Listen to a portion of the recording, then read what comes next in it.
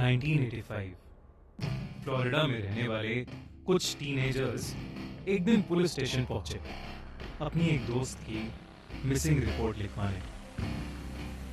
उनका दावा था कि उनकी दोस्त सारा कल उनके साथ घूमने जाने वाली थी, मगर वो डिसाइडेड टाइम पर अपने दोस्तों से मिली ही नहीं और पिछले दिन से उसका फोन भी बंद आ रहा है।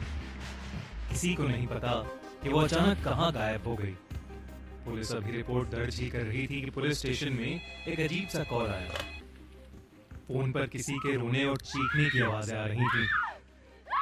बार बार पूछने पर भी पुलिस को कोई जवाब नहीं मिला, तो उन्होंने नंबर ट्रेस किया और वो मामले का पता लगाने निकल पड़े। फोन ट्रेस करते करते वो फ्लोरिडा से कई किलोमीटर दूर आ गए थे, मगर फोन की एग्जैक्ट लोकेशन अभी भी पता नहीं लग पा रही थी। तभी पुलिस वैन में बैठे दो ऑफिसर्स ब्रैड और डेरेक ने रोड साइड पर किसी को गिरा हुआ देखा। वो दोनों वैन से उतरे और उस बेहोश इंसान की तरफ बढ़े। वो बेहोश लड़की और कोई नहीं बल्कि सारा थी। उसके दोस्तों ने रिपोर्ट दर्ज कराते हुए उसकी एक फोटो भी पुलिस को दी थी, जिसकी वजह से उन ऑफिसर्स ने उसे तुरंत पहचान लिया। सारा का शरीर नीला पड़ रहा था और उसकी लेफ्ट आर्म से खून भी निकल रहा था। पुलिस ने उसे उठाया और जल्द से जल्द हॉस्पिटल ले गए।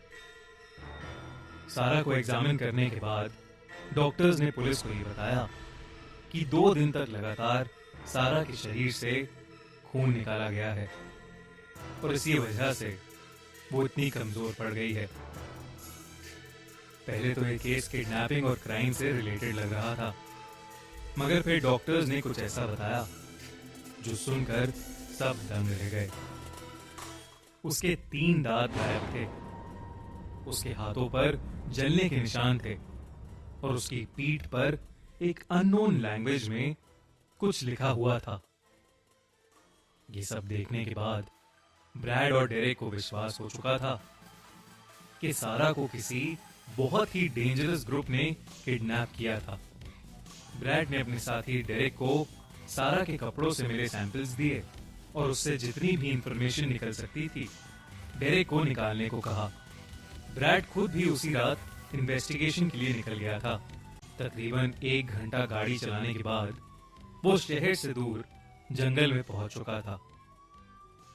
उसे वो जगह मिल गई जहां सारा उन्हें मिली थी। वो उसी रास्ते पर और आगे जाने लगा, लेकिन थोड़ी देर बाद ब्रैड वहीं पहुंच गया जहां से उसने चलना शुरू किया था। उसे कुछ समझ नहीं आ रहा था कि आखिरकार उसके साथ ये सब क्या हो रहा है। तभी उसे देखा कि खून से लथपथ कुछ अजीब से दिखने वाले लोग उसकी गाड़ी के पास आए हैं। उन सभी के चेहरे बहुत भयानक लग रहे थे और वो धीरे धीरे ब्रैड की तरफ बढ़ रहे थे। ब्रैड बहुत डर गया था। उसने हड़बड़ा के पीछे वाली सीट से अपनी गन उठाई और उन लोगों की तरफ तानी, मगर वो देखकर शॉक हो गया कि अब वहां कोई था ही नहीं। लेकिन वो वहां से निकल पाता उससे पहले ही उसे बहुत तेज नींद आने लगी, मानो किसी ने उस पर कोई जादू कर दिया हो। कुछ देर बाद जब ब्रैड की नींद खुली तो वो एक टेबल से बंधा हुआ था।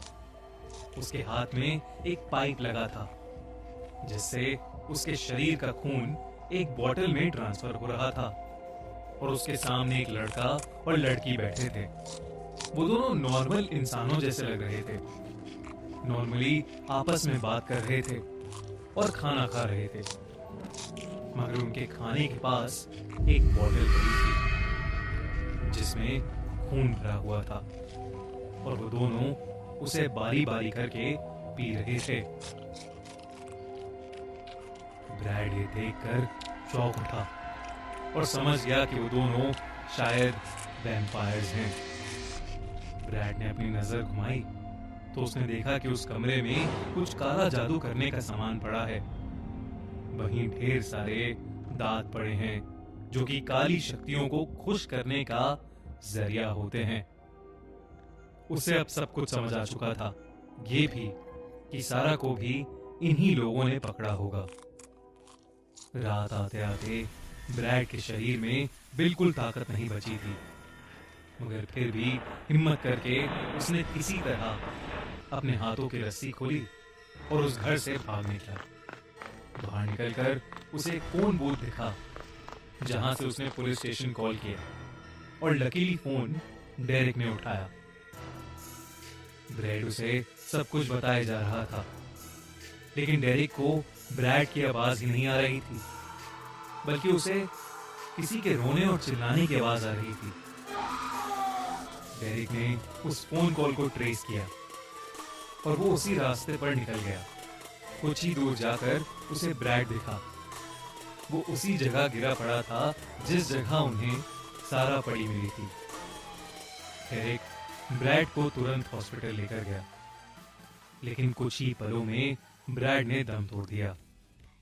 उधर सारा भी ज्यादा दिन बच नहीं पाई और खून की कमी से उसकी भी मौत हो गई। ये सब होने के बाद डेरिक ने हर दिन हर रात उस जगह की इन्वेस्टिगेशन करनी शुरू कर दी। कुछ समय बाद उसे जंगल के बीचों बीच एक कच्चा सा घर मिला, जिसके बाहर एक टूटा हुआ फोन बूथ भी था। उस घर में कोई नहीं था।